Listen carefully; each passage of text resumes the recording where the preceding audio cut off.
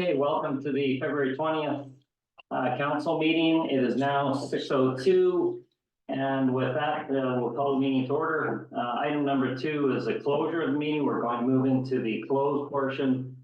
And that'll be subject to A, legal, B, labor, section 90.1, C, D, G, F, K, M, and N, I believe. And then, do we have a motion to move into closed? So moved. Second. Sure. All in favor? Yes. Yes. Oh, carried. Okay, with that, you can. Okay, welcome back to the February 20th council meeting. And we have just finished up our closed portion, which we will recontinue later in the evening. But as of now, reporting out of closed, we'd like to announce that full-time permanent bylaw officer position has been authorized by council. And with that, we'll move to the adoption of the agenda. Any amendments or changes to the agenda? I'd like to put one forward. Okay, Councillor Abbott. So you want to try to find the item number. 10B1 through 3. 10B1 through 3 be moved into, be tabled in moved into closed, given potential sensitivity around an open bid. Actually to put, sorry, ITT, invitation for tender that's open at the moment. So that's items 10A1. 10B1 through 3. 2 and 3. I will second that. Okay. Any discussion? I would support that out of an abundance of caution. I think there's some very useful information in the agenda. But the discussion may certainly stray into areas that we would want to keep in close. So certainly support that motion. Okay, any further discussion? No, all in favor? Of the agenda as amended? And with the agenda as amended, removing items B1 through 3, 10B1 through 3. 10B1 through 3. In So close.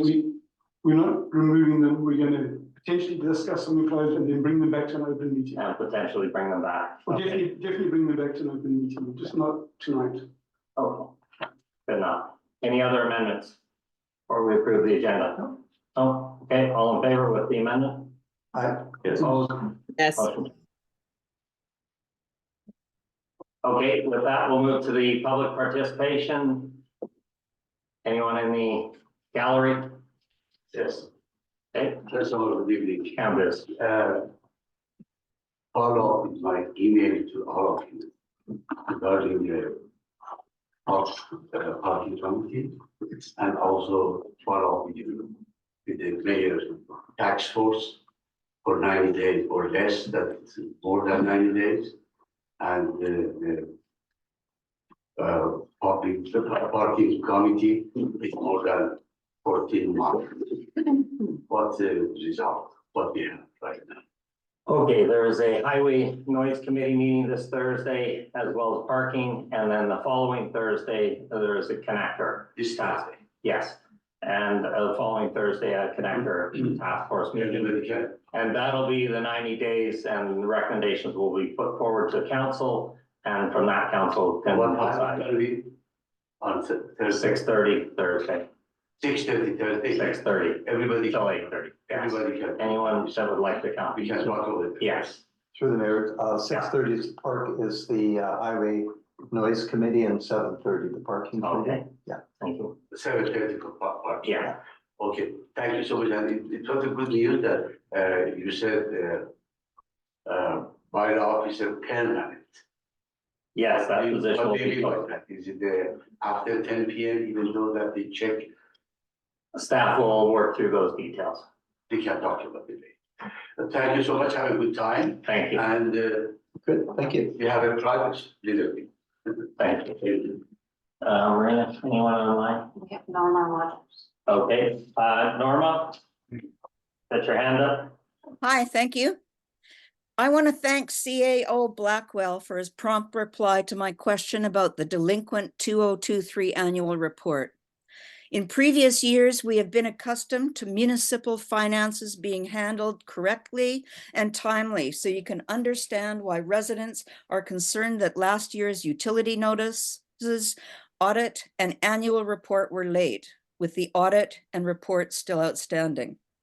I also thank Works Manager Buer for his comprehensive and easily understandable analysis of our water situation. Severe water shortages would be devastating, and all residents need to understand the peril, perhaps to change behavior or convince residents that water metering is necessary. Thank you. Okay, Maureen, any other comments or questions? No. No? Okay, we'll move to item number 6, that's delegations, and Teresa Brandvold, and is Teresa online? She's online. Okay, so Teresa, over to you. Unmute. There we go. Hi there. Okay, so I just wanted to, can everybody hear me okay? Yes. You can hear me? Yes. Yeah, you're good, Teresa. Great. Okay, I just wanted to very quickly mention this is all to do with water and the petition, the sort of citizens initiative petition. It's all there in the agenda, and hopefully everyone's had a chance to look at it, but I'm just going to quickly, within my 10 minutes, do a quick review of it so that we're all kind of up to speed on it. But prior to that, I wanted to actually point Mayor and Council to an article that you may not have seen that was in the Vancouver Sun recently about Dr. Patricia Daly's recent health report, and that's worth having a look at. It has specific recommendations, and they're just warning again, it's about water and what this summer is going to be like. So I'll just moving right along, just read this out to everybody so it's on the record. So this is the petition that has been put together by Hans, myself, with the input of many, many people in the community and a lot of hikers as well. And just to kind of summarize it as briefly as possible for where we're at. So whereas the Lions Bay Drinking Water Quality Report prepared by the Village of Lions Bay expressed concern about the safety and security of the residential water supply, 2021-2022 data, bracketed, and improving water safety for Lions Bay residents. And whereas we are facing the combined hazards of drier and longer wildfire seasons, along with dramatically increased numbers of hikers, whose only option is to cross the creek above the water intake for the village supply, and then along with less than ideal water treatment of the flow-through system. Whereas providing alternative parking will remove excessive traffic from our streets, thereby increasing safety for families and pets, while simultaneously simplifying and improving the parking access for the hiking community. We, the undersigned, wish to propose the following solutions to the Mayor, Council, MLA Sturdy, MP Weiler, and the provincial authorities. A, an alternate route for hikers should be established whereby people can be routed around the watershed. B, alternative parking area for recreational visitors should be sought out at the gravel pit through the provincial government. C, parking meters, portable and disposable toilets, and sufficient bylaw enforcement should be moved to the gravel pit with updated signage installed to appropriately redirect traffic. D, appropriate numbers of hikers for the area should be established and enforced as is common in other areas with registration required. This will help with search and rescue costs. E, in order to address the concerns of Brunswick Beach residents, additional steps may need to be implemented at the same time. So that's the basic, concise as we could possibly make it. Half a page. Oh, pardon the dog. Pardon the dog going off. Half a page of points, and then I just wanted to read to you my request. So this is the ask for Mayor and Council that would need to presumably have a motion. So the ask is request Mayor and Council's approval to have the Village of Lions Bay distribute the above petition to all Lions Bay households via the weekly village update email with a link to the online version for tracking along with a hard copy mail out. Volunteers can assist with the mail out if needed, cost to be covered by Village of Lions Bay, drop box to be provided for return of paper copies. Estimated cost for the online survey would be $500. And we've done some preliminary research into the online survey through a site called Lime Survey, which was recommended to me by our new CAO, because the data from that survey, there's lots of different surveys out there that you can use. Some are more expensive than others, but this one is modest and they keep the data within Canada, which is a concern for some people. So that's what that cost is based on. So there you have it. That's my presentation, short and sweet and to the point. We just want to get the information out to the community and get the feedback that we can then provide to the MLA and whoever all else is involved in this major decision that could help the village. All right, thank you very much for that, Teresa. Thanks, that was well put forward. Would any of the councilors like to put that motion forward? Councilor Ryder? Yeah, I'd just like to say, Teresa, thanks for bringing this forward.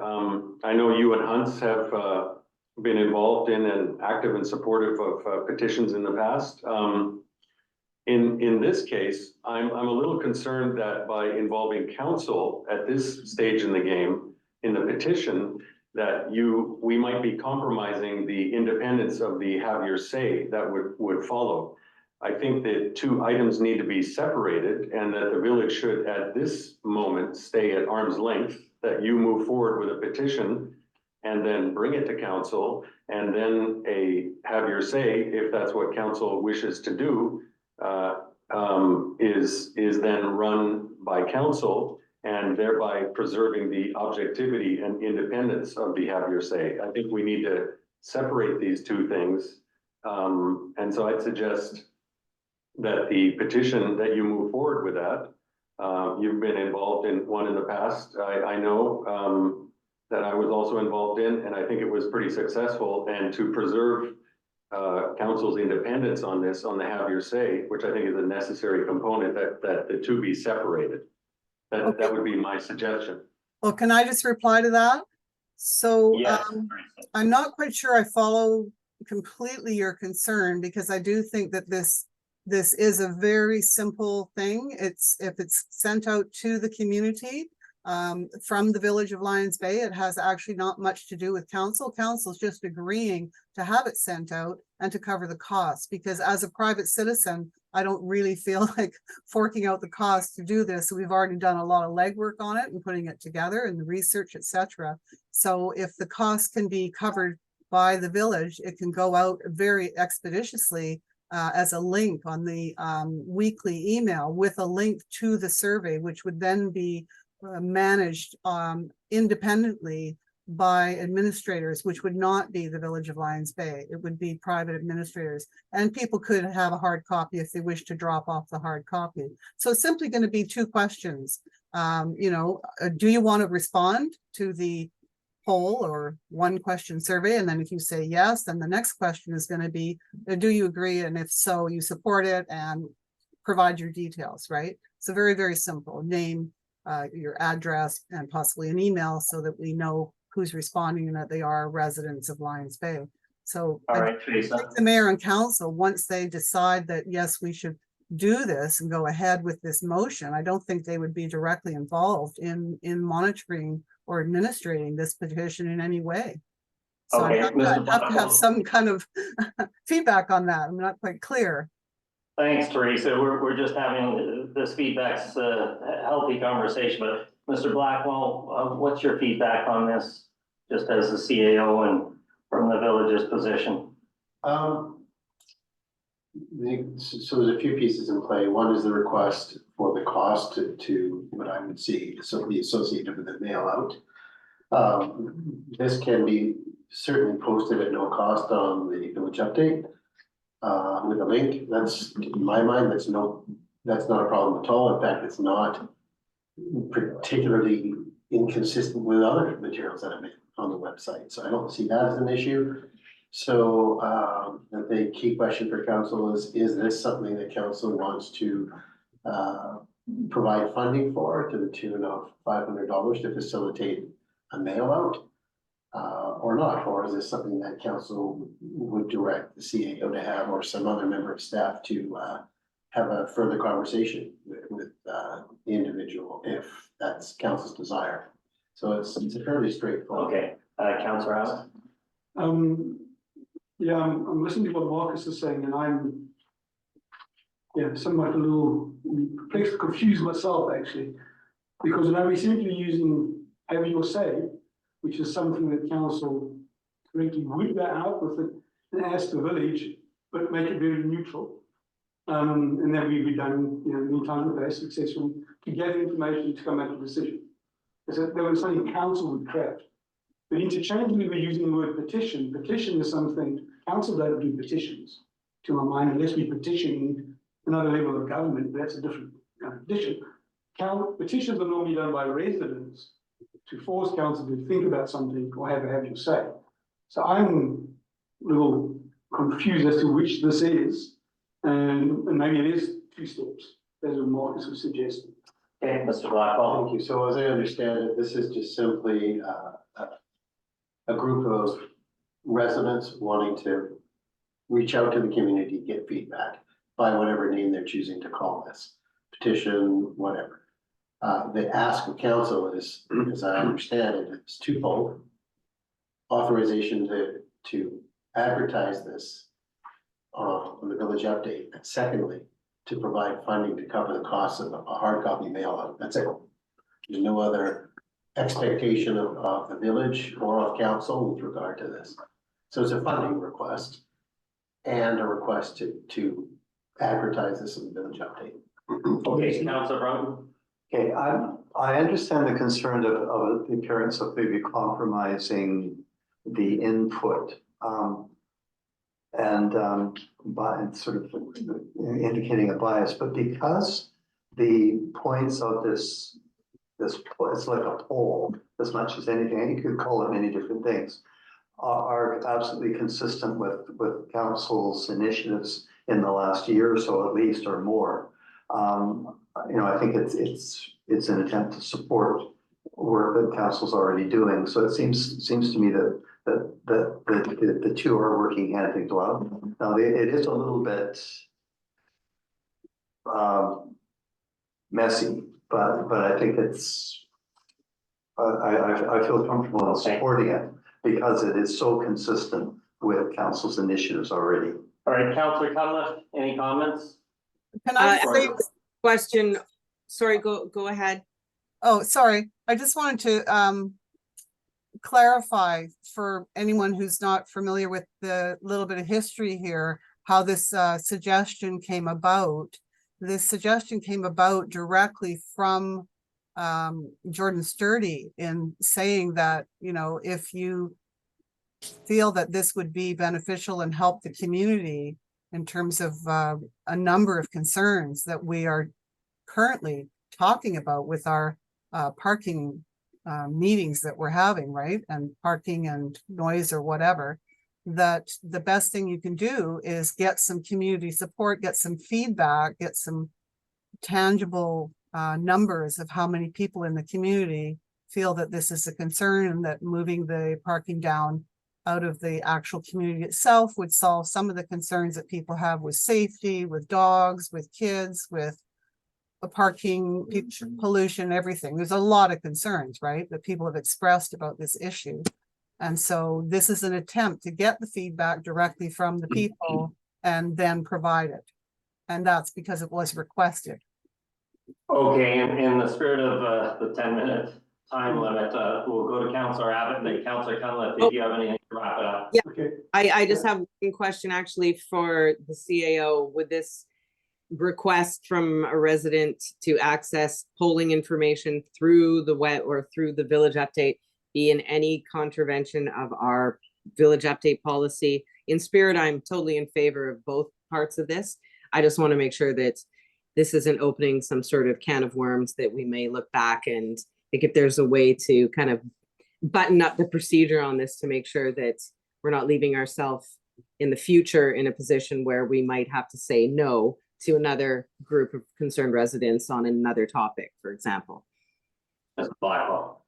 Thank you. That is actually a fantastic question. Absolutely you are. This is absolutely setting a precedent.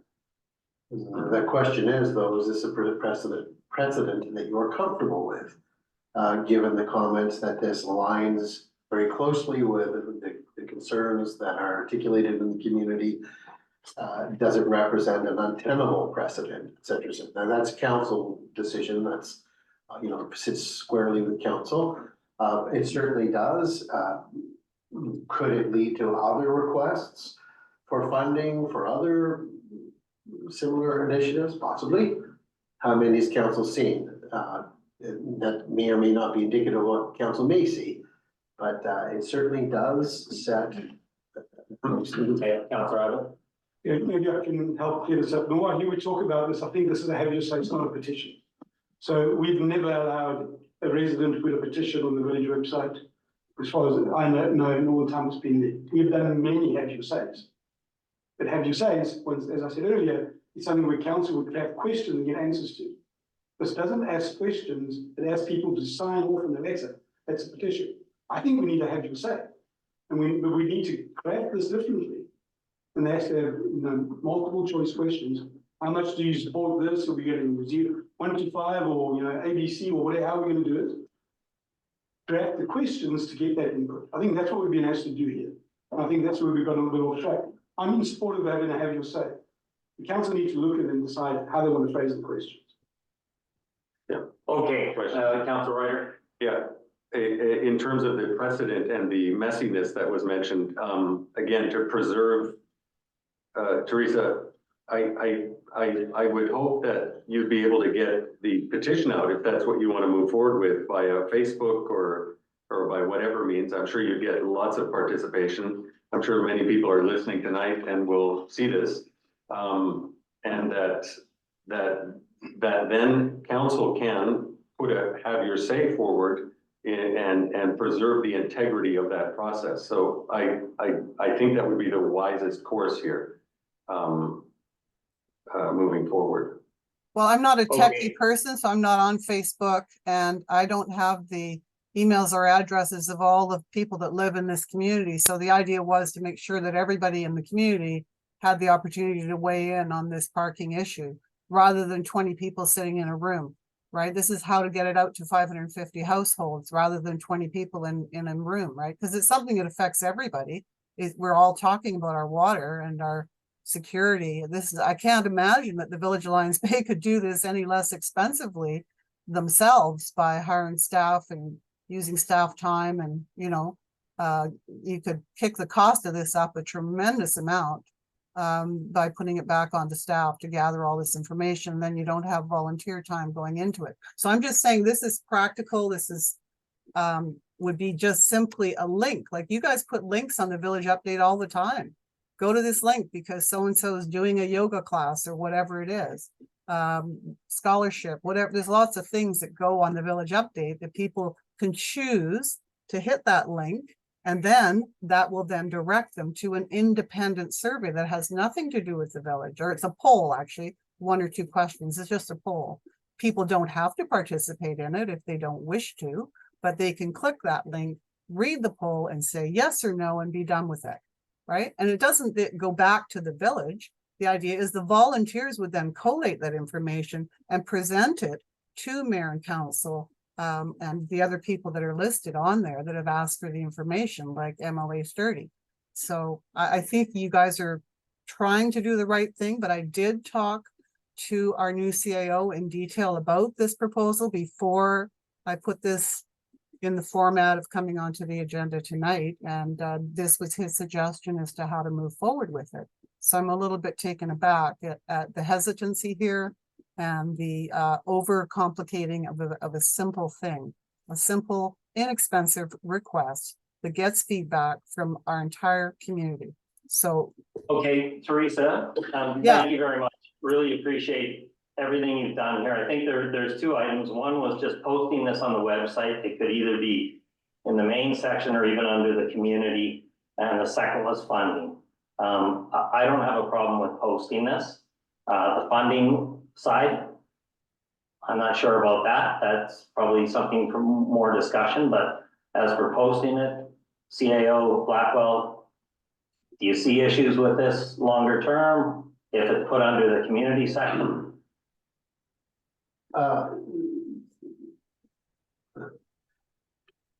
To me, public engagement is critical. I'm less concerned about the details of whether the X or Y conforms to expectations. To me, it's what is the spirit and intent of any communication? So I think this is an important matter based on everything I've heard. I don't see at face value any harm in saying there's a link that to whatever you want to call this, that's soliciting information, but it does set a precedent.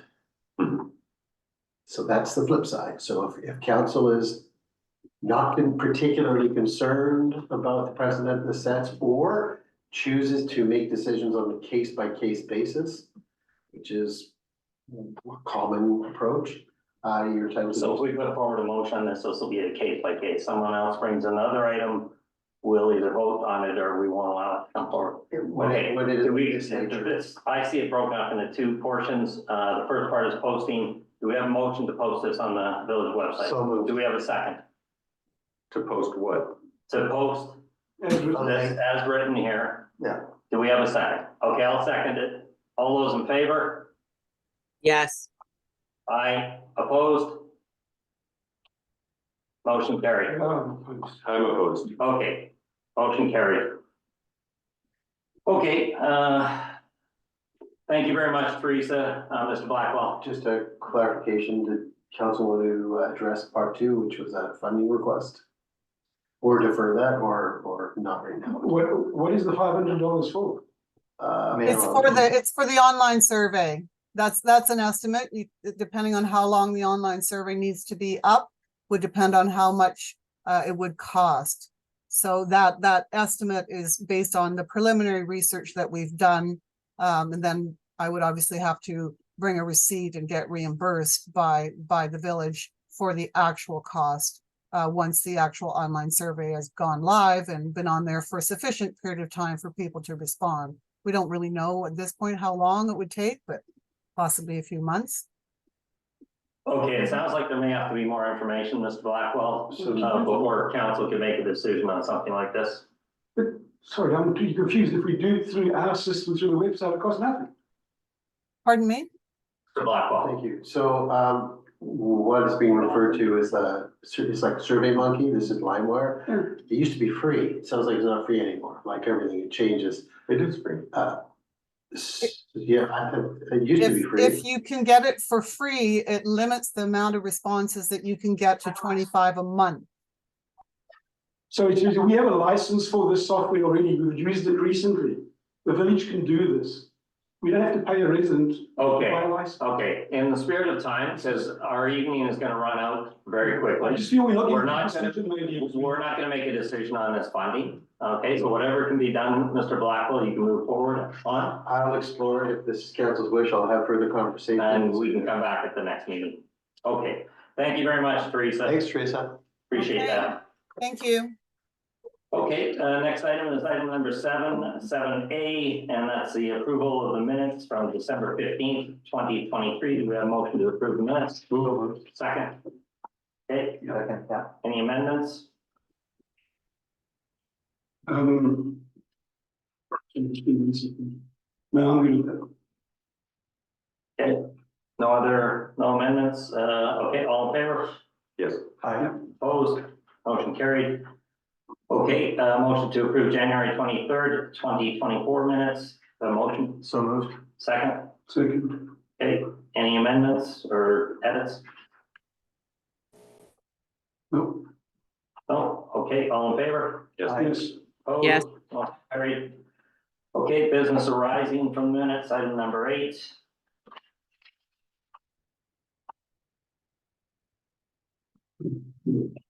Get down, I believe there's no, they're not. no, listed. No, I'm Okay, Okay, okay, unfinished business, 9 is what I'm looking at. Okay, we'll move to item number 9, and that's 293 Bayview Bridge. Mr. Burr, No, for the development slot report. okay, thank you. Any questions? No. Item 297, cost benefit analysis on document storage. Mr. Blackwell. No change in progress. Okay, item 298, call an EPCM meeting. Mr. Blackwell. I'm not sure about the status of that. How do I put this delicately? It's a bit of a moving target. Okay, So there's a desire to have one. I think there's, let's just suffice to say it's in progress. A meeting is desired and presumably will happen at some point soon. okay. Any questions, comments on that? No? Sooner the better for me. Okay. Item 301, review of secondary suites. Mr. Cherkoff.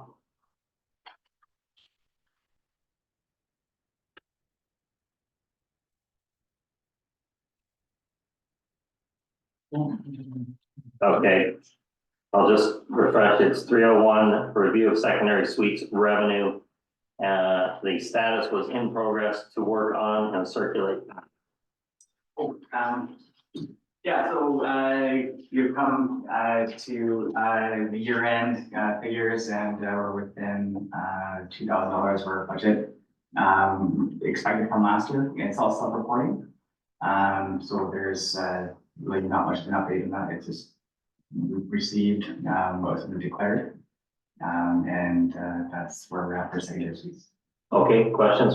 Councilor Robert? I think, Joe, this goes back to the request if we can analyze how many people are taking benefit of the added incentive for firefighters by not having them, those that host firefighters not to have to do secondary suite surcharge. That was the request. And I think you answered the information you came back with and you tried to answer it, but the problem, the way I recall it was, you weren't able to tell whether someone had their own family living in their secondary suite and therefore declared they weren't paying the surcharge, or if they had a firefighter. That was kind of the way I analyzed the information you gave us last time. Yeah. But the answer to that should be really easy, because the answer should be, when you've got a firefighter, you have to tick that box. It says, you have to name the firefighter, and then that gets checked back in the file. So all we need to look into see is how many additional people took advantage and named a firefighter staying in their suite. That was what the request was. We never got that answer, because we want to know if that's working and how we can promote that further. My apologies, I don't have that on my docket right here, but that you're correct. You're the easy enough one. I can send it out by email to council.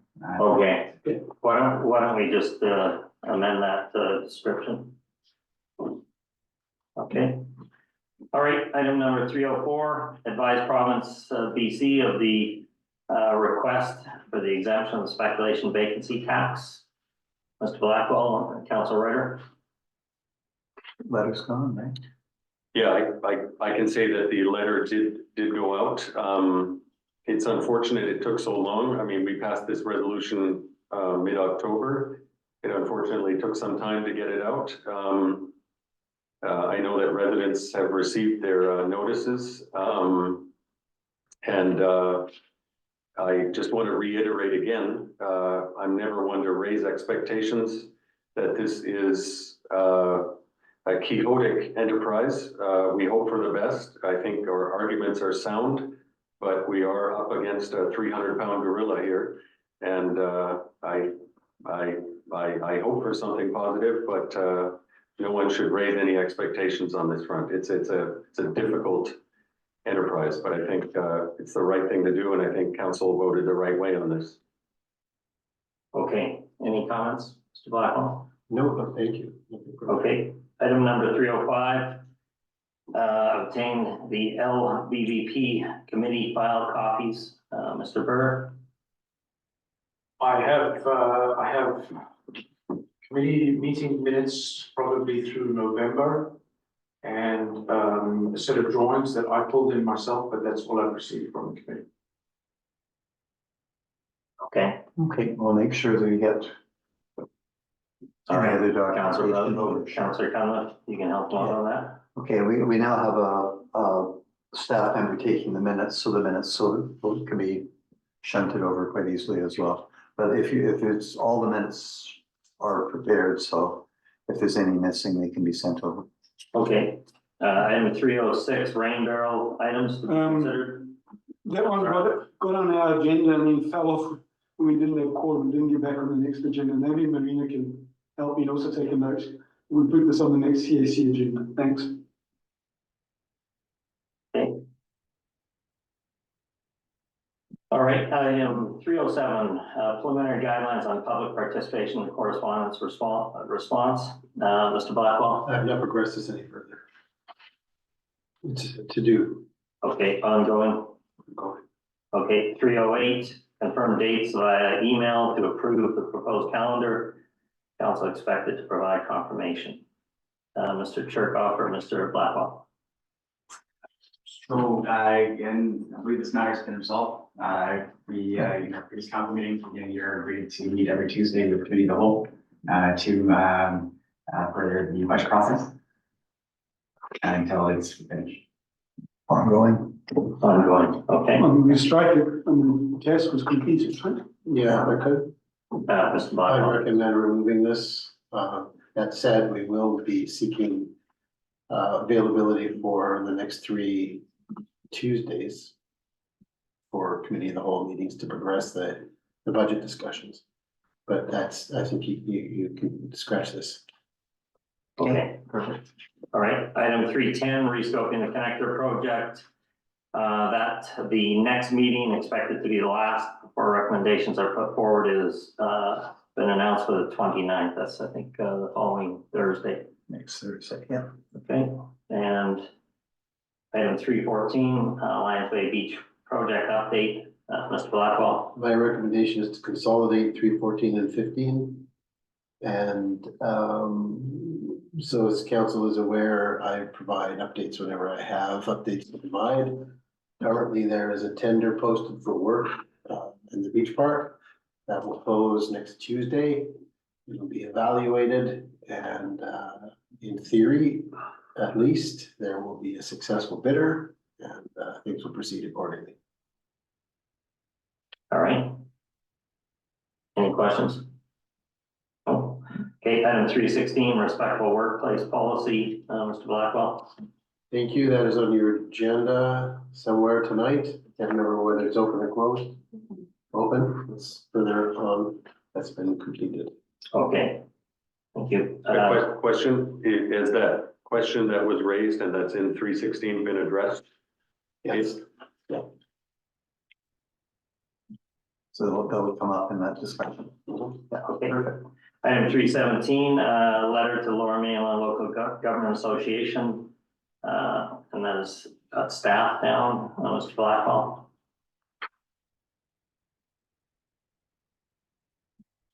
It sounds like the This ethics was the commission, resolution, was that the resolution that Fort William put forward? the ethics commission, I think that's what this one is. So if that is the ethics commissioner, that letter, that was an endorsement of Port Moody's resolution. That letter's been written and it's it's waiting to go out. And once it's signed and executed, then it'll be circulated to council for council's records. Okay. Item 318, send a revised version of the purchasing policy to council and publish it. Mr. Cherkoff. You can pass that thing down. Okay. All right. Any other comments or questions for? Yeah, I want, Yeah. we struck off BC Nature, the MPAP thing. We put it back on because we struck it off when we said we were gonna do it. But we yet to do it. And I'm looking across the workshop manager and Mr. Blackwell at the same time, I guess. Will we put it back on the action plate, please? what was it in regards to? VC Nature MPAP, the mapping, VC Nature mapping thing. It was on the list, and then we agreed to do it, so it would taken off the list, but it hasn't happened yet. Well, and it's the initial, sorry, I'll be correct.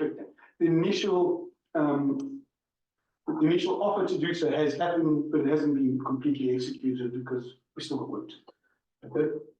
There was a follow-up request for some additional information. So it is on staff's agenda, so I want to allay any concern that council may have. It's just a matter of time, so it's a priority and we're gonna get to it.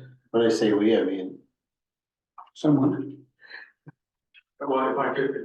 Staff. We have been delivering continual requests for more and more GIS data. So every time something gets delivered, we actually meant to ask for something else.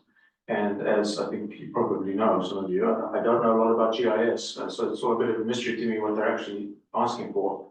So I'm tempted to send everything, but some of it's confidential to us, so I'm having to go through it. So I'm in contact with the people and I'm sending them what I believe them to be asking, but they keep asking for more. Okay, so I didn't realize you contacted them since we last spoke. You have?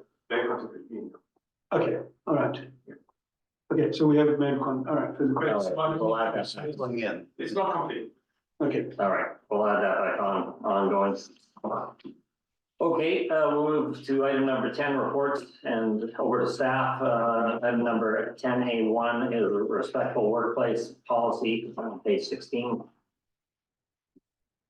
And over to you, Mr. Blackwell. thank you. Yeah, I'm trying to put the wrong spot here. So, the respectful workplace policy was something that was updated some time ago now. It did not previously have any provision around the CAO with regard to ensuring, really what this is bullying harassment sort of policy. There was no provision for the CAO, should the CAO be involved in such matters. So that is gonna really restrict my ability to get things done if I get bullied and harassed, but pursuant to, that's a joke.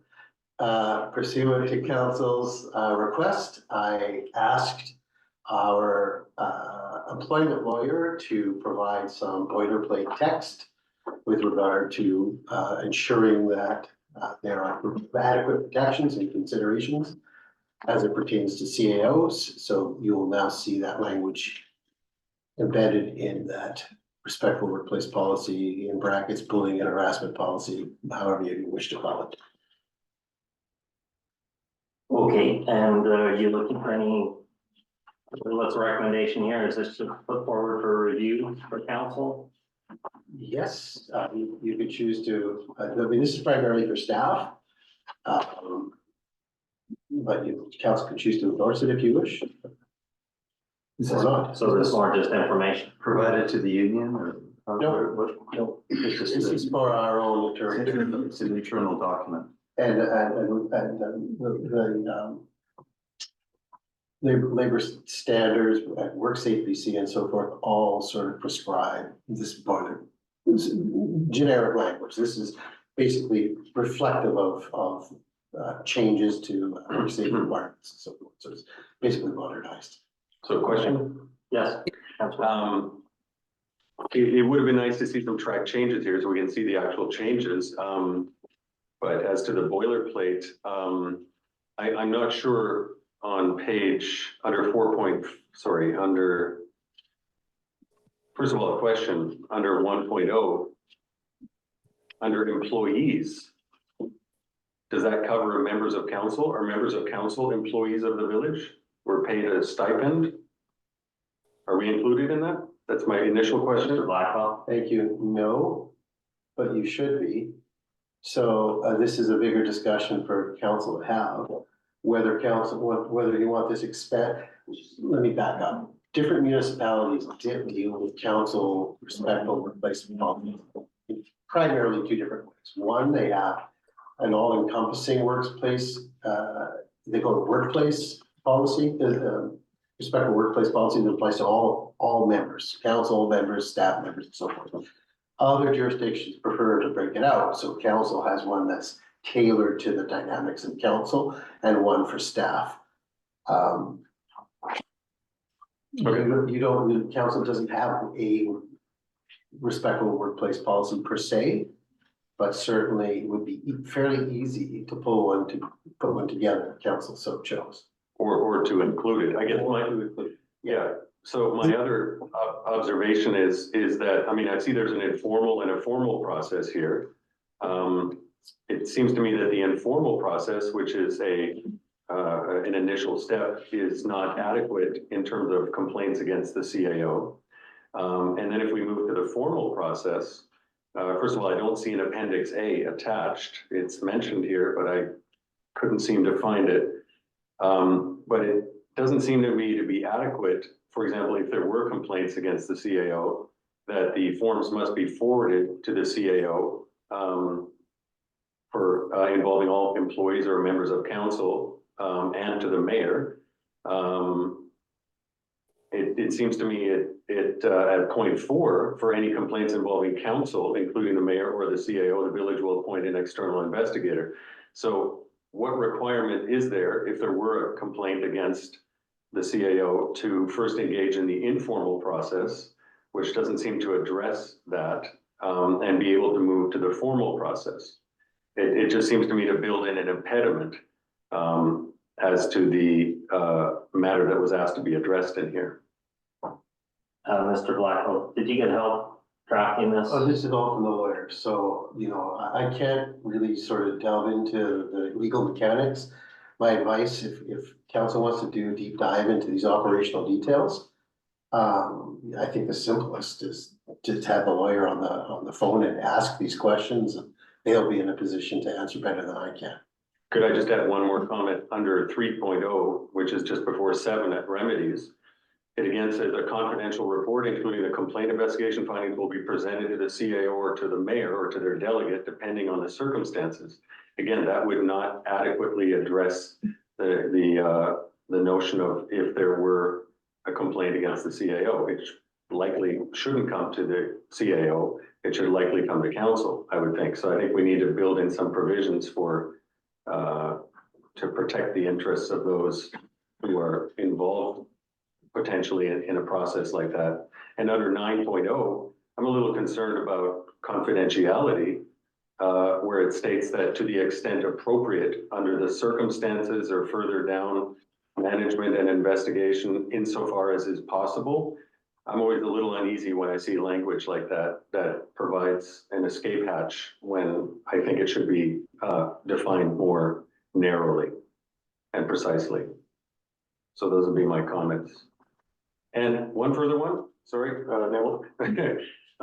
Just before we move to 13.0, it talks about a manager of human resources. I'm not sure who that is or how that applies to our organization. So it seems to me there's possibly some cut and paste here that may not be accurate as far as our organization is concerned. I'm done. Okay, perhaps you could follow up with an email to Mr. Blackwell and he can discuss it with Lidstone Company. Councillor Adam? Yeah, so under section 3.0 on the first page, speak to that council, committee members, contractors, anyone doing business within the village. The one group that does use village premises that's not covered by any of those is SARS. Search and Rescue Group. Should they be? I mean, they probably have their own charters and policies within SARS. Just as a question, does it apply to them? Could one of them use this or not? It's not clear. Then we should clear it up. It does or doesn't. Further down under roles and responsibilities under 5, says managers, supervisors, fire chief are expected to, and it tells what they need to do. Committees is one of the entities here, but who does that to the committees? I would suggest committee chairs should be added to that list. They would be responsible to make sure committees are aware of this. And then on the bottom of page 4, there's a sentence that doesn't, seems to be got truncated, it isn't finished. It says, "What formal written notice complaint is received, the designated individual will," and it stops. They will. Will what? I'm assuming it's meant to say, "We'll do something." They will for.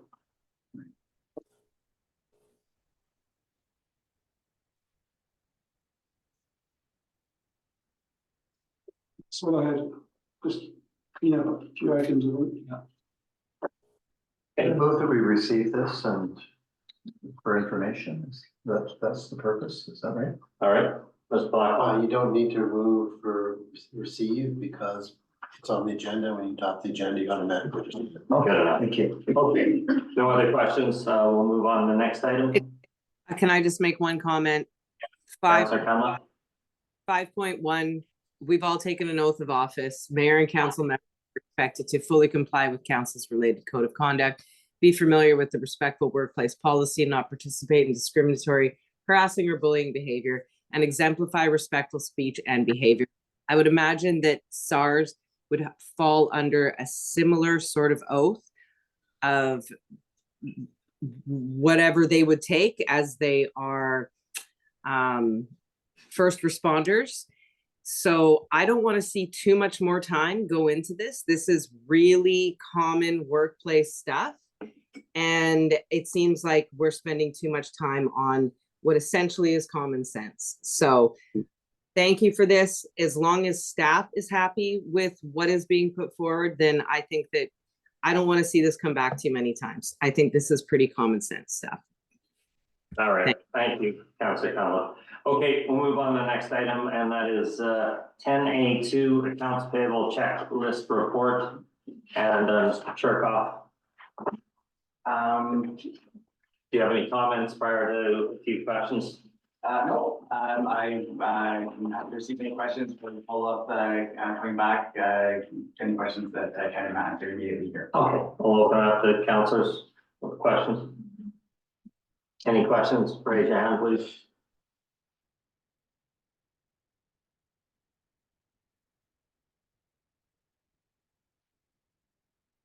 Okay, Sorry. 3, 2. I'm looking at my notes and see whether, All right. Yeah, I've got some notes here, but I'm just gonna say, yeah, thanks. yeah, Oh, okay. there were a couple of. Yeah, I picked them up and they were. All right. If you have some questions, maybe you can contact Yeah. Mr. Cherkoff directly. I think we've got other things I'd like to discuss tonight.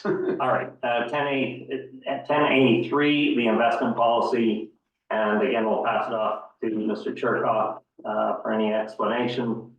Thank you, Mayor.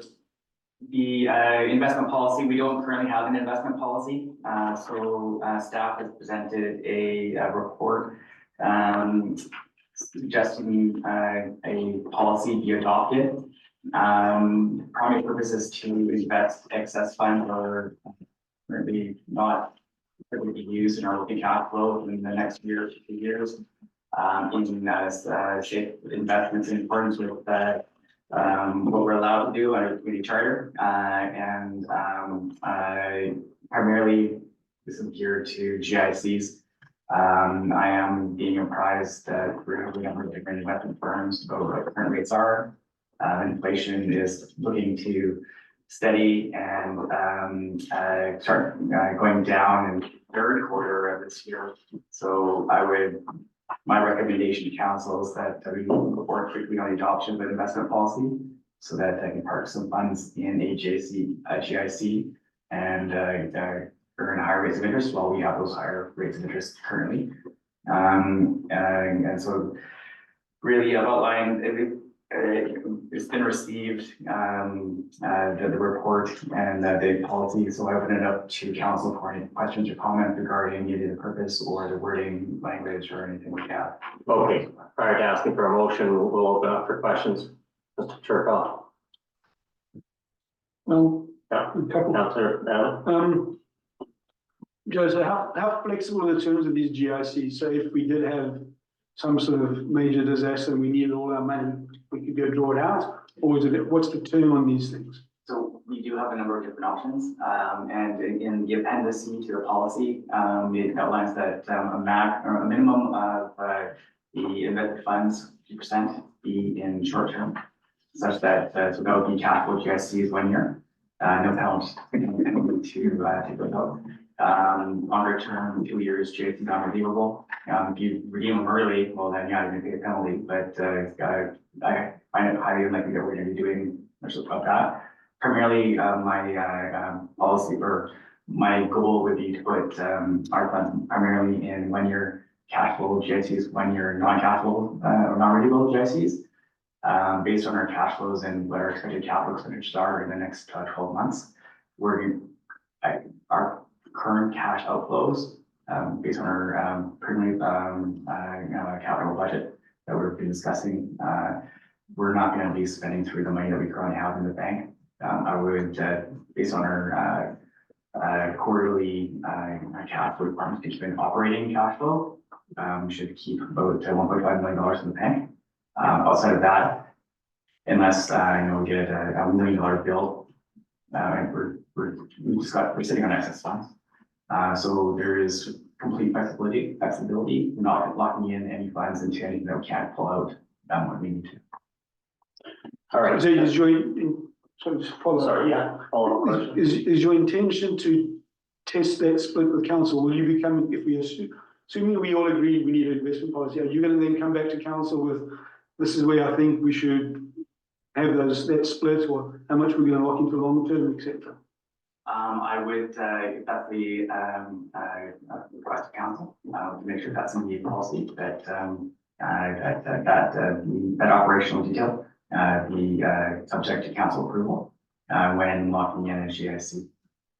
I just think a wider discussion about the risk around how much we're locking in versus how much we have available is probably a good thing. Councillor Brown. Two things. I think this would be certainly a topic for the Finance and Audit Committee to discuss and make recommendations to council about. I think that would be very, very appropriate. The second point I wanted to make was just a question. Is this something that the auditor would normally pick up on and discuss? Because there was no discussion of it that I've noticed in the audit. No, there was no discussion of this. It hasn't been brought up in previous years. The only documentation I could think of, or I could find in our historical archives, was some emails about potentially considering it in the past, and I'd say that would be like 6 years ago, and then the decision was it's too much work, let's not do it.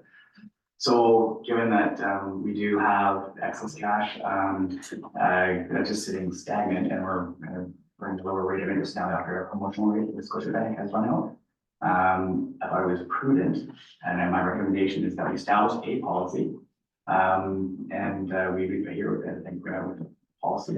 Well, it generates a lot of income for the village, and there has been a lot of lost income in the past, so I just would really support moving on this quickly. Yeah. Okay, Councillor Ryder. Yeah, to the promotional rate at Scotiabank, I mean, I'm shocked that with $5 million that we've been reduced to 2% from 5%. Surely there's something possible there in the interim. I mean, I've negotiated stuff like that myself. That's a little shocking to hear. Mr. Cherkoff. So I drafted this back in November as a draft, and then it was tabled or taken off the agenda. I did receive a call from our confirmation from our investment manager. We are earning, because of the amount of interest in our savings account, we're getting a higher rate. It's not The amount of interest or the amount of capital? interest. Okay. It's about 5.25%, based on the tranche. It's like on the first million, and the next 2 million, whatever. So it's not 2% higher than that. Okay, so we're not earning we haven't dropped from 5 down to 2%. Okay. Okay, Councillor Abbott. Just one more question here. Under maturity on page 39, to the extent possible, the village will attempt to match its investment maturities, et cetera, et cetera. Why is there that type of prevaricating language in there? If I may, that language is, so it's an example. We're discussing in our current budgeting for establishing a reserve for a future fire truck. So we invest $50,000 a year and put that into a reserve. We expect to have it 15 years down the road, we have to replace the truck. Clearly that money has been earmarked for a specific purpose, and then we would invest it, presumably getting a better rate at a longer term investment. Sure, I would just like to see the language read, the village will match its investment maturities with cash flow requirements and remove the prevaricating language. That would make me more comfortable. Just an observation, yeah. Okay, any other questions? So you're looking for a motion to approve this, or are you looking for some additional comments before you recommend that? The policy, I believe that's drafted, outside of any comments on wording, to Councilor Reuters' point there. My motion would be that, or recommendation would be that it's approved. Subject to wording, and I can represent that similar to what we did with the purchasing policy, where updated for the wording, private council, and then that final approval. Okay, do we have a motion to approve the investment policy?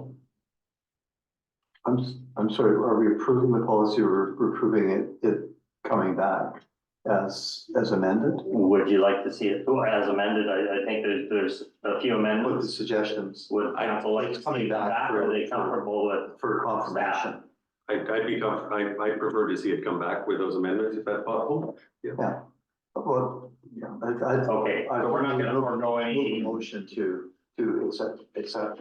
We're not earning to. we're not gonna lose any interest between now and the next meeting?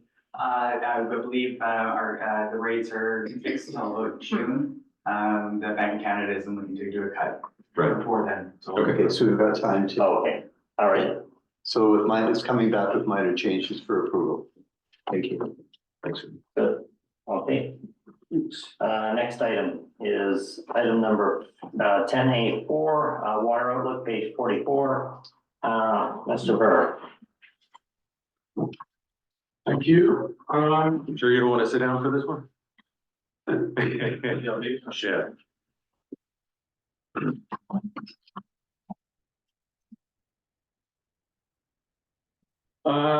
Thank you. So I'll say at the outset, I apologize for the fairly funky pagination that we see here. Apparently, when you save a Word document in Adobe Acrobat, it changes entirely.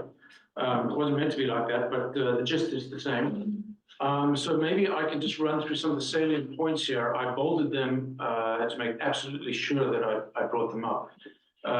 They're somewhat summarized in the summary, not surprisingly, but we are facing a probably unprecedented situation this summer. After I pressed the button on this report and sent it out, the SAR manager confirmed that while they haven't had a lot of helicopter flights in the last few months, there just haven't been that number of calls. The snow up there is, he's never seen it so low. He sent me a picture of their cache, which is essentially a big steel drum on a rock outcrop on stilts with a big pole sticking out, so you can find it in the snow. Even the rock is exposed all the way to the ground. So there's about 20 feet less snow up there than expected now. It's predicted to be an early and warm spring. Last year, as you probably remember, it got very warm in May. We lost a lot of the snowpack then, but we still had some snowpack in August. I can't predict what the snowpack's going to be, but it is the prime source of our summer free flow because it usually doesn't rain.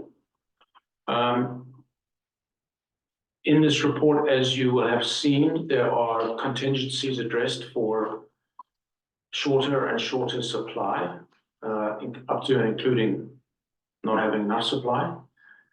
The bottom line is that there are several supply scenarios, none of which can be put in play in months to years. They need multiple years.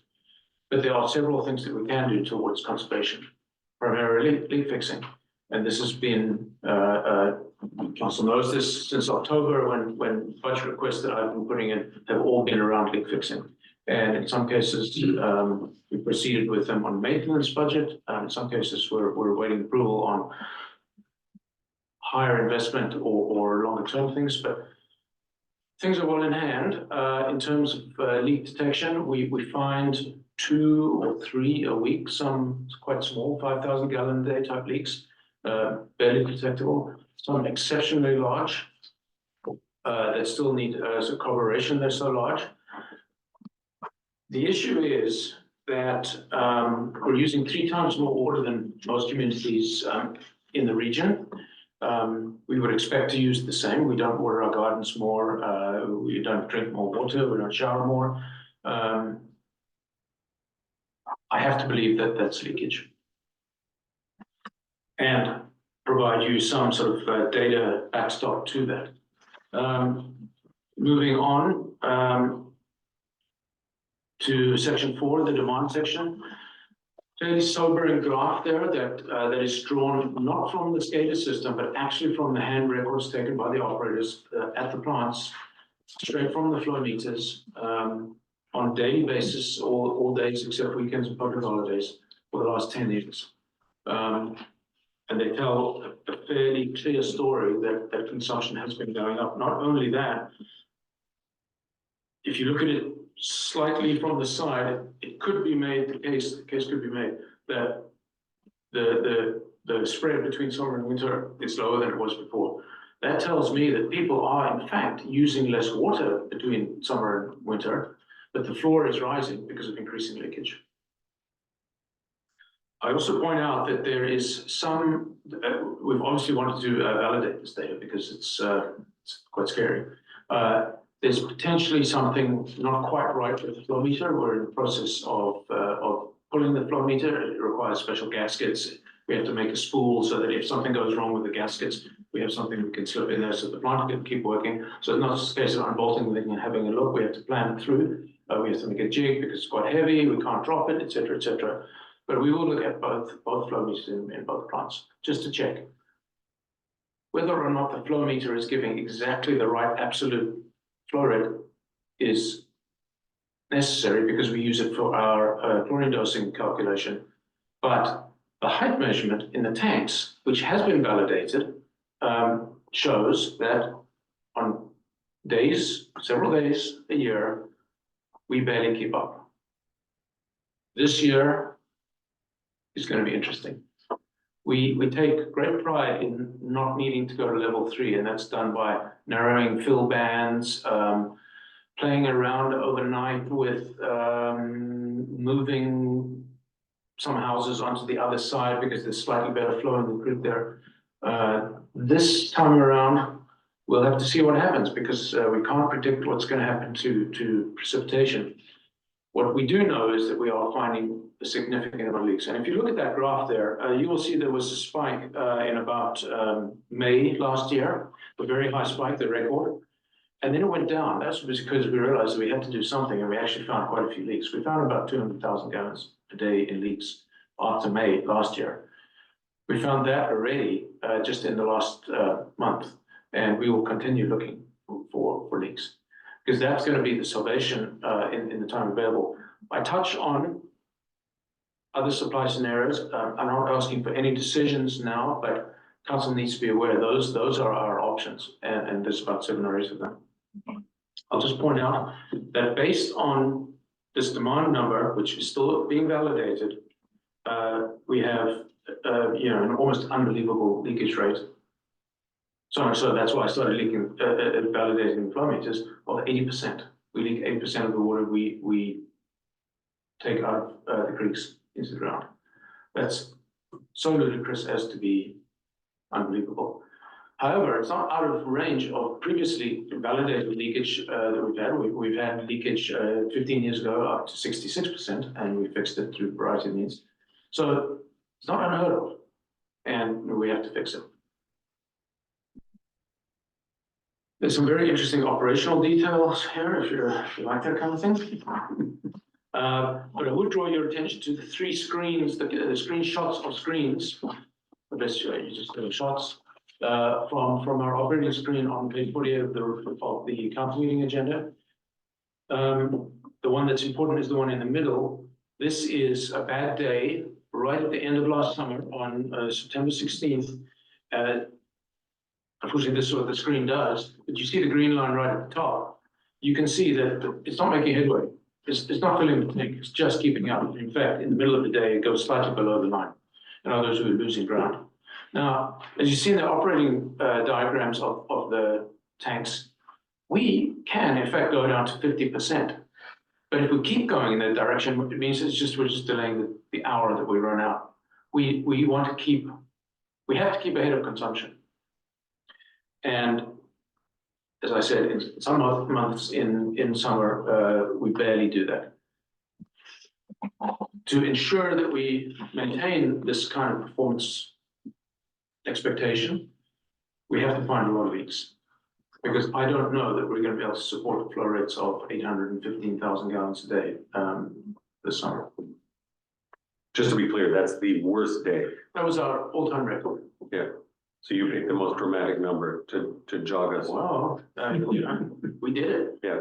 Which, to be clear, is not 2.5, 3, or 4 times metro usage. It's 5. Yeah. Yeah. That's right. Luckily, it occurred in May, and the creeks were still running. So what initiatives are you taking to identify leaks? Okay, so on page 8 of the report, page 51 of the agenda, section 7 of the plan, That page numbers are not the same as yours. oh, they're not? Yeah, mine are missing as well. Yeah, they're kind of off. I'm just going by, I think we're going by the report you emailed Report out. page. Yeah. What's the report page? 8, Report page 8, yeah. the plan. Yeah, this is the difference between 2 PDF agendas. Section 7. Now, this is the one that you sent out, the most recent one. Yeah, this was the one I sent out last night. So we're doing multiple things. I'm not going to run through them all. I'm going to say that we are well aware that we need to find a lot of water savings between now and mid-August, just to be safe. Sure, What else Chair, you- yeah, go ahead.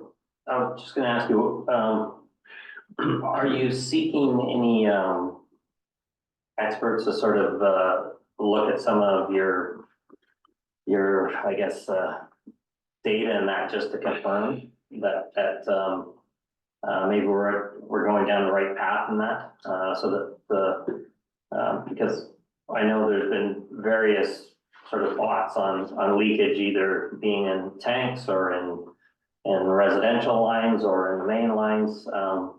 Is there any group that we can reach out to give you some support? I would suggest nobody is more expert on a line-based water system than the people who run it. It's as much an art form as a science. Our people know where every isolation valve is, every shut-off valve.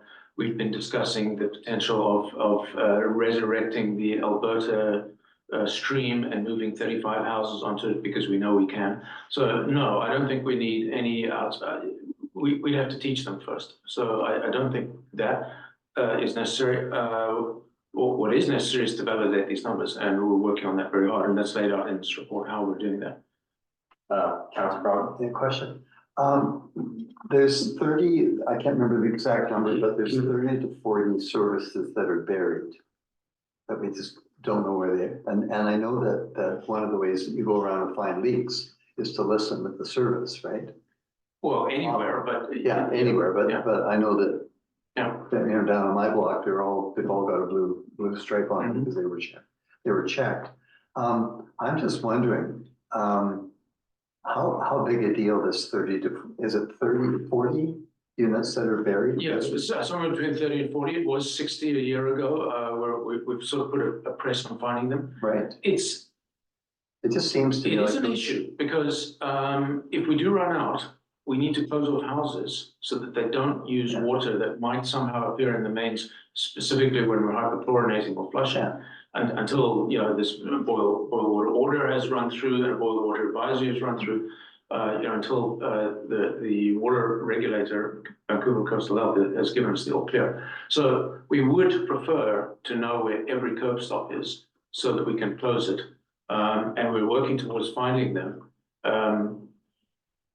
What you allude to in terms of finding leakage, yes, one of the ways to do it is to actually listen to the curb stop, because then we know that it's the one that's going to this house. Yeah. we've bought, it hasn't yet arrived, a new Doppler-based, I don't know if that's pseudoscience or not, but Doppler-based microphone that tells you in which direction the water is going, and apparently tells you a little bit about how much. But this is the art form. Our people have been doing this for a long time. The telling thing is they know where to look first, because it's usually the same house, because they've either got this now condemned material, polybutylene, that had about a sort of a 20-year installation experience in Canada and the US, before it was banned by both national plumbing codes. But a lot of that's in our ground. We know, we see it all the time. It's got to carry sort of a turquoise, pale blue color sometimes. That breaks, and very often homeowners will fix the break and not rip out the entire line because it's expensive. It's, you know, a single break's anywhere between $1,000 and $5,000. Ripping out a line, depending on, you know, if it's under your driveway or, you know, where it runs, is $15,000 to $25,000. It's expensive. Unfortunately, we're going to insist. And, you know, we have fairly, I won't say draconian, but maybe I will say draconian powers under the water bylaw, which is to shut people off. They don't fix the leaks. This polybutylene, that's PEX in effect? No, PEX is something else entirely. How does it differ from PEX? PEX is more flexible. It's a nylon type product. It's a similar PTFE product, whereas polybutylene is methane, ethane, propane, butane, C4H, or the number of it's a resin that doesn't have enough carbon atoms in its molecules, so it breaks. It doesn't last very long. And unfortunately, they're all put in this very narrow period, and they're all starting to break just about now. Okay, Councillor Allen. So these 30 or 40 channels that we can't find, putting those aside, you're finding the leaks at 2 or 3 a week, you said. How many houses are you going through a week, and how many have you done so far?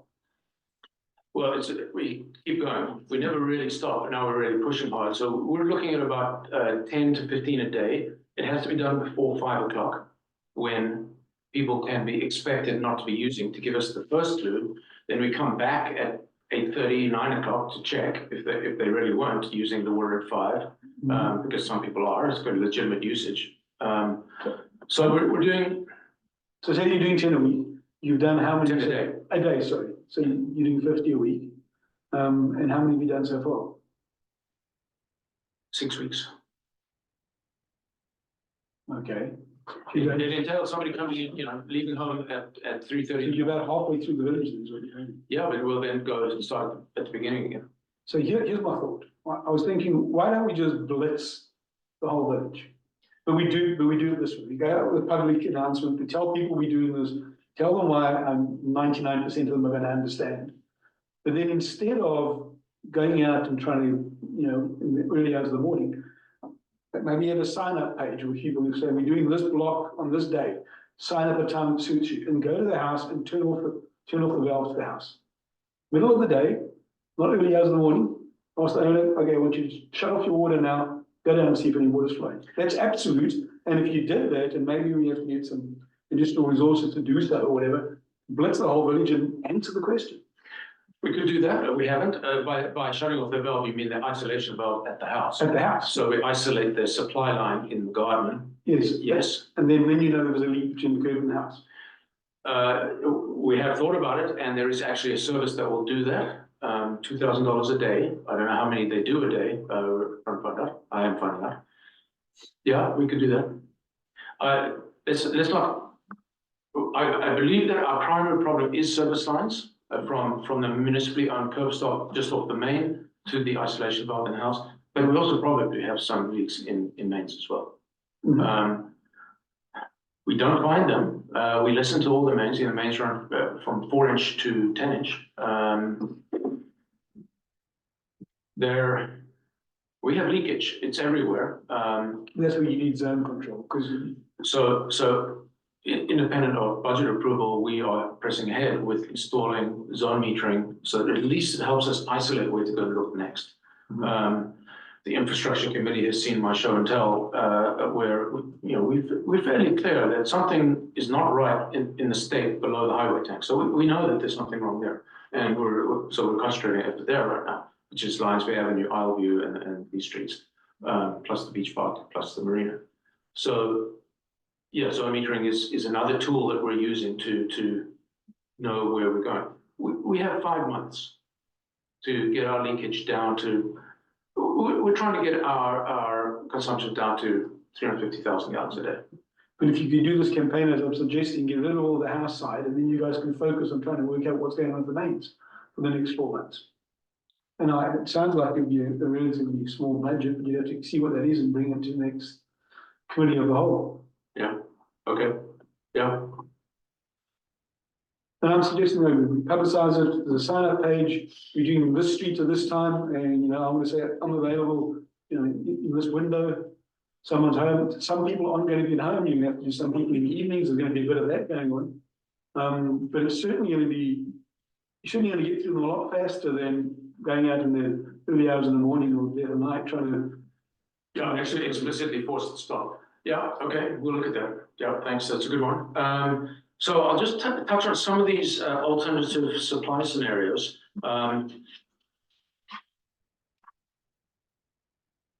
They're technical, we're not ready for any of them, although council will remember that I asked for $1 million in October to do one big water project to save water. I thought at the time that it was going to be the highway tank itself. It's increasingly looking like it's not. We're about to install metering on both the inlet and the outlet of the highway tank just to be absolutely sure that it itself is not leaking significant amounts of water. But we already know from a 10-year-old report that's leaking some. But if it's not significant, it's not net. We still need to replace it. Don't get the wrong idea. We just have to do that. But do we have to do it this summer? Potentially not. There's one more project that we could do if we really pushed it, and that is project number 7 on the list. And that is to reactivate the intake for Alberta Creek. Councillor Abbott and I have been discussing this. The staff idea has always been to turn that into a third seasonal intake with its own purification, its own distribution, using existing distribution lines. Councillor Abbott makes the very good point that would need to be thoroughly analysed is maybe all we need to do is pipe that water to one of our treatment plants. It needs to answer some of the questions that you didn't get my answers. It needs to be pretty much at the level that the current intake is at, because the Alberta catchment is a lot smaller. We can't move it too far up into the catchment because there's so much less water. Gravity feed won't work. Gravity feed won't work. I don't think that we want to put it into the creek above the intake. Doesn't have to be all the way at the intake, because then it could potentially lose something. I think so. That would take snaking a line through the forest if the regulator would allow it, because we're insecure. 2-inch, probably no more, maybe 2.5-inch polypropylene. HDPE, polyethylene line with a pump and stick it into the raw water feed. We'd have, the raw feed right now at the plant inlets is very high pressure, over 100 psi, but we can make 100 psi water with the pump, so that's not an issue and associated. So we could, if we work fast, we could get the Alberta Creek water in.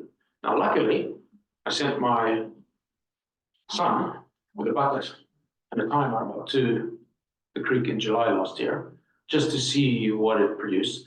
And it's not insignificant. It's around numbers 100,000 gallons a day, which in summer we might be that's a summer flow rate, which in summer we might be very grateful for. It's a low flow but reliable. That seems to be the anecdotal evidence. Doesn't seem to change much year round. Exactly. I've heard that as well. There's a lot of people that adamant. Yeah. It's a quick question. How are you going to run that pump? We'll have to run power up then. Okay. All the generators is just a one-off from Kenya Power. And it's only necessary in the summer. Yeah, we'd only need to do it in seasonally. So we drain the line. Yeah, drain the line, so it's not a frost issue. Local drains. The only fly in that one is potentially the security aspect that the regulator might not like. But that's something that I'm going to be thinking through in time for next Tuesday's committee of the whole meeting. Sort of maybe re-point that money that that we're asking for one big water savings project, pointed to that. The rest, the council's already gonna fund, of course, all the metering, all the, everything else that we've asked for. Yeah, naturally. Thank you. That's not what I'm hoping, I'm expecting, and it's not expensive. Let me just see if there's anything more that I really need to tell you, and then I'll leave you with sort of things that shouldn't make your hair curl. And just for the benefit of others, Carl, so we already have a license to take water out of Alberta Creek. Correct. And so we don't really have to do anything there. And but is it a seasonal license? No, No? No. Okay. it's an annual license. I will also tell you that the province doesn't seem to exercise what your report is. So we've exceeded our license on Harvey for 10 years. Okay, but in this case, if it was annual, and we're only using it for 3 months, we've got 9 months of wiggle room. That's right. Not that we want to make the creek completely dry, because there's environmental issues with that. Well, it's not a fish-bearing stream. All the way to the mouth. No, it's all, all good engineered, right? Yeah. It's a slide now. It will affect some kayakers. It's a kayak slide. Yeah. That's an additional benefit. I already thought of that. So, I mean, the next, I had a long call today with the guy who does stream metering. I've lost patience with the UBT hydrology study. They're just not producing data that I can use. So I've actually got the guy that they used to produce the data. He's now doing it for us direct. He is going up to look at Alberta on Thursday to see what might be involved in metering. I'm pretty happy from my bucket test, which is pretty accurate if you do it satisfactorily, that there is water in Alberta Creek. I think we already know that. So that's something that we can do, and I'll be preparing a suggestion on that one. All the others are too drawn out. The only other one that we could have done in time was the highway tank. It doesn't seem that the tank itself is doing it. If I could just reiterate, we still need a new highway tank. But this might. It'll be difficult. We have to get power up there. I don't want to just run power through the forest. It's going to have to be money spent. And it's 208 phase, it's proper power. What's the difference? It's about 350 meters. We go up the access road for a while, and then we can actually cut across the forest. And there's actually a line up there now that was strung by hand, wrapped over trees. Okay, so So in the spirit of time. yeah, I apologize for going on. This, I think it justifies a little bit of making sure the council's aware of all of these things. I already know from comments I've had that people have read the report, so thank you. Running out of water in the mains is the worst case scenario. And so I will be bringing a recommendation for a policy that states that we continue to use the water in the tank regardless. I'll give you reasons here. Those reasons will be in the recommendation. Turns out, when push comes to shove, we can't use it for fire reserve. Unless the fire happens to be right in the tank. Okay, Mr. Blackwell. Thanks. So, I'm referring to my comments in the back. Ultimately, there are two sorts of realms of issue. One realm is something that's out of your control, doesn't matter how many leaks you are and have, and that is precipitation. So I think it's fair to say that the system that we rely on here now is not sufficiently reliable as to qualify as sustainable into the future, given the uncertainty around climate change. So with that in mind, if we want to say that there's any breathing room at all, now is the time to act. And so given the magnitude of cost associated with finding a permanent solution that is not as susceptible to climatic influences, I think it's going to have involvement of the province. What? Don't know. There are various scenarios, but all of them are going to cost a lot of money. And I think largely beyond the means of this community. So there is going to have to be the involvement of the province. If we run out of water or get close to running out of water, that's going to be a local state of emergency. It's not going to look good on anybody, but if there isn't water, there isn't water regardless of leaks. So there's a proposed resolution that I've included down at the bottom. And if council is so minded, I would ask you to consider passing that resolution or some iteration thereof to facilitate the commencement of conversations or discussions with the province with a view to seeing what assistance that they might provide, both in the short term as well as the long term. So question? I presume we wouldn't be the only community, looking for help like this, so what do you perceive are our chances of getting help on this front? Through you, that's a hard one to nail down. I think it's a question of the province has to be, there's two components here. One is municipal affairs, one is a climate change portfolio. I'm wondering how sensitive that minister is to the impacts on community associated with climate change. I think the wildfire issues in Lytton and other places have really sort of, pardon the pun, turned up the heat on the issue. So my hope is that they would be open to some sort of discussion. Municipal affairs is different. They're gonna have a slightly different focus. I think there's a couple of options around that. One is the provision of technical expertise. The other is cash, or I guess the third is a combination of the two.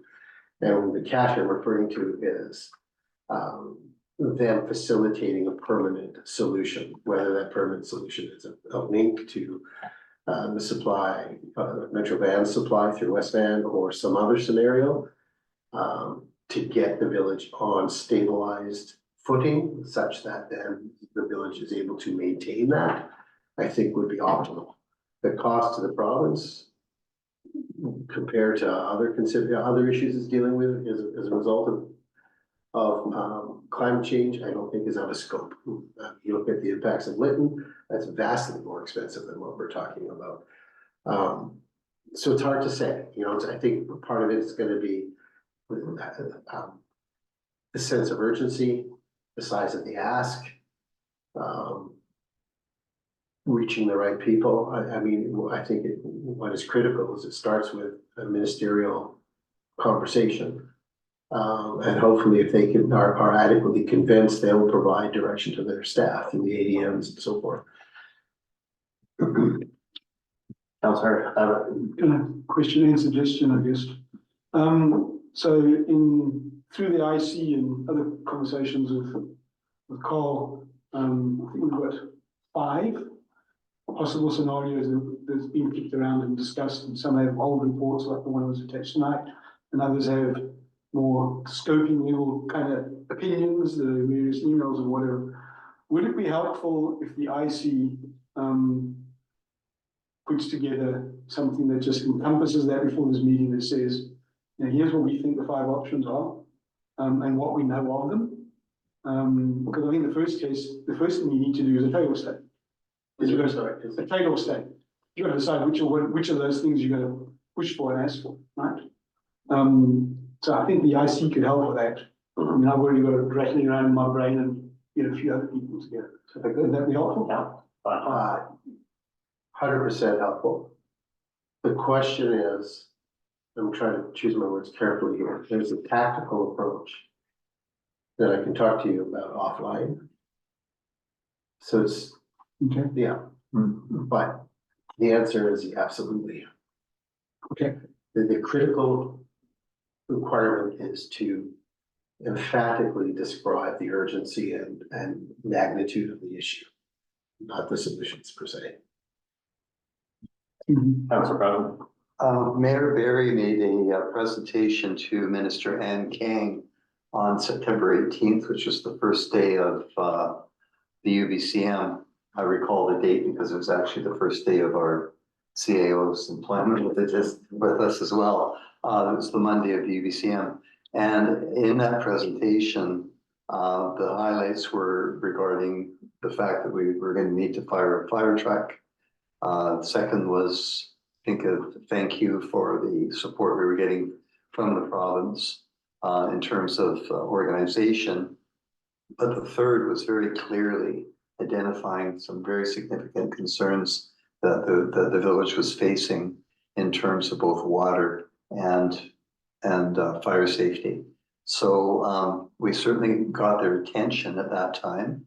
I attended with the mayor, and the ADM at that time seemed very receptive to the information. So it's you know, I think a message is received when it's presented multiple times. So I think this is a great idea, and I think the bull and law side of things is going to be very, very critical. And certainly in the last meetings that I've been to with regarding housing, you know, there's real concerns about the infrastructure to everywhere. So it's going to be important. Thanks, Councilor Brown. Mr. Blackwell, so you're suggesting the approach and you wanted to discuss some of the points, finer points offline, but you're suggesting that we ring the bell and at least let these agencies know that we see an urgent request. For some help, yes. So it'll take a while to set up these meetings. If they agree, during that time, we have to choreograph carefully what the key information is. I'll just put it in those terms. Yeah. We've got to be very strategic with regard to what we ask and how. So there would be, during that sort of period of planning, that there would be time to do, as Neville's pointed out, the IC group get together, do some trade-off studies, Absolutely. prioritize some of the items and refine those. Absolutely, yeah. Could I put forward the motion as presented in the document here? Could we work in an amendment to include the recommendations of the IC committee and that be part of the process as it goes forward? Just before, I think what Mr. Blackwell has said is that some of the finer points, he'd like to discuss those offline with probably Neville and the IC group before they're included to these agencies. Is that Why don't you have telegraphing that? Have that discussion, and then we'll bring something back to council at the next meeting for me to. Yeah. Thank you. You don't need to combine those things. I think having a conversation with the IC is obvious to me. That doesn't need to be in a resolution. I would keep the resolution simple so that I can copy and paste it in a letter.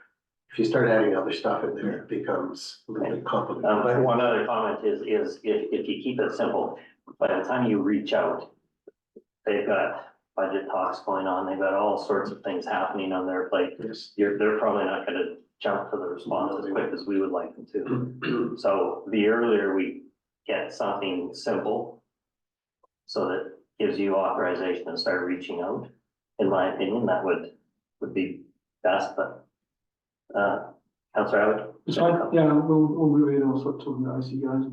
Should we perhaps add that to the action item list then? Sure, we just. So the action item list. Yeah. Okay, so Councillor Broughton, are you putting forward a motion? Yeah. Okay, do we have a second? 100%. I'll second. Okay, any more further discussion, or I think there's gonna be lots of discussion offline probably with the CAO, so that's all positive. Okay, all those in favor? Aye. Yeah. Opposed? Okay, motion carried. And are we adding the discussion between the CIO and the IC committee then to the action log? Yes. Sure. Yeah. Okay. Okay, we'll move to item number 10C, Mayor and Council, Councillor Broughton. Update on the Lower Mainland Local Government Association Annual Conference. I didn't actually put that on the agenda, but just an update that I did attend the conference in Richmond. Was that 2 or 3 weeks ago? And actually the final presenter was the minister. And tremendous professional development in terms of I met with Mayor of Bowen Island, the Mayor of Squamish, and a myriad of different small communities. It was generally small communities, although there were some larger communities as well. So anyway, I would just recommend any opportunity that council has to attend some of these workshops and seminars. that it's really, really helpful. So, Okay, great. Any questions, Councillor Brown? No? Okay, move to the next item, which is 10D, under emergency, and we have item 10D1, Article D report. We'll take that for information. Any questions, comments on that report? No, okay. Item number 2 is the fire rescue dispatch report. Any comments, questions? Not for me. No. Okay, we'll move to item number 11, and it's a resolution put forward for the RBC Grand Fondo for Whistler, and the recommendation is that council direct staff to write a letter of support to the Ministry of Transportation for the RBC Grand Fondo Whistler cycling event taking place September 7th, 2024 from Vancouver to Whistler. Do we have a motion? Okay, second. Any comments or questions? Okay, question, what are we writing in support of? Grand Fund. The Grand Fondo race that happens in September. Yeah. And it's happened for years and it's quite positive. Councillor Abbott? Yeah. Maybe I could expel, so I think Marcus's question is a little deeper. What are we actually asking them? Good question, because we do this every year, Mhm. and we send them this letter every year. I'm not sure why we do or why we have to, but we do. I think it's just an endorsement, kind of, Right. you know, our support. Crew, yeah. Councillor Brown. See their The good answer. question, I don't know what to ask is, they don't have to do anything, but we've done it, that's the way we've done it in the past. A letter of support is what it says. Okay, all in favor? I'm not asking for money. Yeah. Opposed? Yes. Motion carried. Thank you, Councillor Gallus. That would be something. All right. Okay, item number 12, bylaws, and I'll pass it over to Mr. Blackwell. Well, thank you. I will actually pass this off to the originator of this work. Okay. Oh, is it Mr. Burr? Well, I can speak to it. Would be. It says Marina's name Oh, I drafted it. Council have seen this before, very simple. It's simply the changes needed to the fees bylaw to accommodate the public works manager approving parking of construction materials and vehicles on the highway, rather than council as it is now, which might take as much as 4 weeks to come up next, by which time the project's probably needed to have started. Council's given this bylaw 3 readings, and this is the approval. Okay. And the motion is that the fees bylaw number 497, 2016, the amendment bylaw number 631, 2023 be adopted. Do we have a motion? Yes. Okay, second. Yes. Any questions, comments? Can I just clarify page 89 and 90? Where are we here? You're differentiating between various sizes of trailers, something, I just wasn't sure. Yeah, they were there before, they were not very clear. There's just tightening up on which length vehicle is in which category. Oh, okay. That was really the only major changes. Yeah, Okay, all in favor? I, Yes. Opposed? Motion carried. Okay, thank you. We'll move to item 13, correspondence, and Councillor Broughton, I believe you're handling the correspondence, Ms. Court. okay, It's up on page 100. so it's on page 100.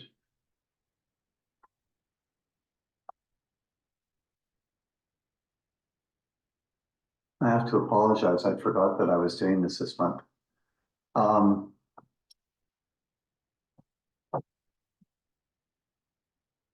I think if we could just move that they are received as read, as provided. Ms. Rogers thanked the CAO for his speedy reply to her letter earlier on. The parking in Upper Kelvin Grove is apparently becoming a bit of an issue because there's not a lot of parking up there. And so there was a question related to encouraging anyone with suites to ensure that they do actually have off-street parking, and encouraging people to make sure that they're using that off-street parking if possible. If people have guests over, it's apparently quite a challenge sometimes to find parking.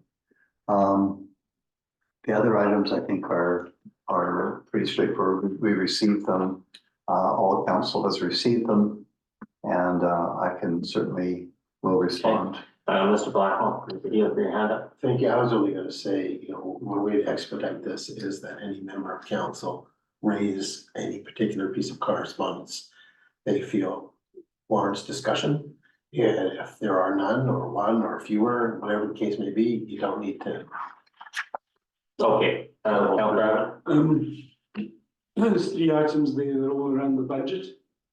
We also went out through the village update and encouraged people to respond to budget@landway.ca. I don't know if we have any responses to that.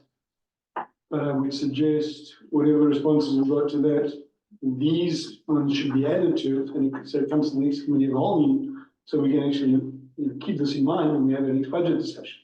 So I would suggest you move them and bring them back again at the right time. Okay. Councilor Ryder?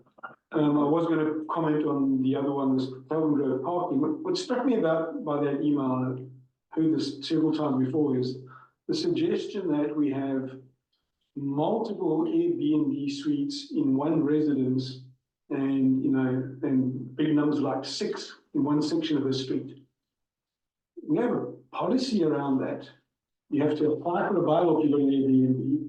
You've got to post a big sign. We've seen a few people do it, but not many. Do we understand if this is accurate and if there are that many people breaking the rules on Airbnbs in the village? Because if it's impacting our parking, we need to get to the bottom of this. Thank you. It's certainly nothing that has hit my radar. It's something I've looked into. Yeah, we could put it on our to-do list at some point to see what we can do to delve into that. Because that is not a problem unique to Lions Bay. Depending on how attractive the community is, seaside communities and so forth have a proliferation of these issues. So we drafted, we came to council and we all started, we drafted something around that, and there's rules about how you have to go to get a temporary use permit. Whatever the permit was. Yeah. So yeah, if we, it wouldn't hurt to maybe put some feelers out there and see if people are actually following the policy that we put in place. Because by that email, it sounds like we're not just Wild West out here. No one's actually trying to do it. Okay. I just one other thing too, certainly with council's direction now pertaining to a dedicated full-time bylaw enforcement officer, this is a topic area that they can build a strategy around. Can I just say, I think on this front, some public messaging would be good to remind residents that if you're going to be doing this, that you need to follow the rules on this, because it is impacting parking, and it is certainly not unique to us, but we do have unique challenges in terms of parking already.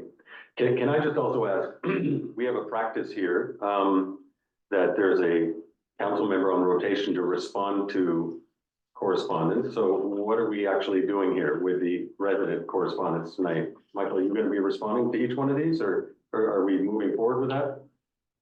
I was hearing that I'm not. That if items are being, are people being informed that their letters have been received? I guess would be the first question. Yes. Yes. Yes. I only received the emails that you forwarded to me from residents. If residents send emails and they're forwarded. If they send an email directly to me, they are. So if they respond to and reference the staff, is that something you respond to, Mr. Blackwell? Thank you. I only respond to emails or correspondence laid out to my attention. Mhm. If it's to staff and or to council and CC to me, I defer always to council. Unless council says, can you take this one and write something on our behalf, in which case I will, but I won't ever speak for council. Okay, so then would that fall on the quarter to It does the fall on the- representative, and you decide you need help with staff or other council members? And, sorry, Councillor Allen? Yeah, I just, the question is, if we go back years ago, if you wanted something on the correspondence package, you were supposed to send it to reception. You'll notice from one of these emails that in this package, someone sent it to reception. Someone's been here for a long time, she thought that was the rules. More recently, at the previous council, I think it might have been the one before I was first on, that was changed to not reception, but agenda. So those two emails, reception act and agenda act, according to our policies, mean that they will be on the correspondence package. So who is reviewing those two email addresses? If they are received to reception and or agenda, they're being added. Then you got, okay. If they go to council at email, then. No, there's one of us needs to draw your attention to. Should just Yeah. forward it on. Yeah, okay. So one further question, if there was one response you provided, that was to an email addressed to council and you were CC'd and yet you went and responded. So to which ones are you responding? Ones addressed only to you or ones addressed to council? Ones that, typically it's only the ones that are addressed to me. Unless there's an extensive, if there's something particular comment pertaining to me in the letter sort of thing. That's a rare scenario. Typically, you know, I defer to council. It's not my job to speak for council unless council directs me to do so. Right. Okay, any other comments or suggestions, questions for Councillor Broughton? No, okay. So I could certainly respond to these saying that they've been received and were brought up at council meeting or, you know, or were part of the council agenda. If you do that, Okay. you should suggest that you want us to do with the budget, will be at the next budget meeting. And just one follow-up question. I had asked that any responses to the budget or any input from residents to the budget be included here. I don't see anything beyond the ones that are here. Am I to presume that nothing else came into whatever email address that is? Mr. Chirkoff? The mayor, we've received no feedback through budget at lionsgate.ca. Okay, That's what- Councillor Broughton, if you need help Minutes ago. from staff or specific staff, just reach out to them. Yeah, through, of course, Mr. Blackwell. Okay, we'll move to the next item, new business. I see no new business. Okay, item number 15, public questions, comments. Anyone in the gallery? Very loyal, and we hate to pass you up. No. Okay, anyone online, Marina? No. No? Okay, with that, we will have a motion to adjourn the public portion of the meeting, and we'll move into the closed. Just on a personal note, if I could just make a quick comment. Yesterday, there was a celebration of life for Bernice Letellier, and it was attended by over 70 residents and former residents generally.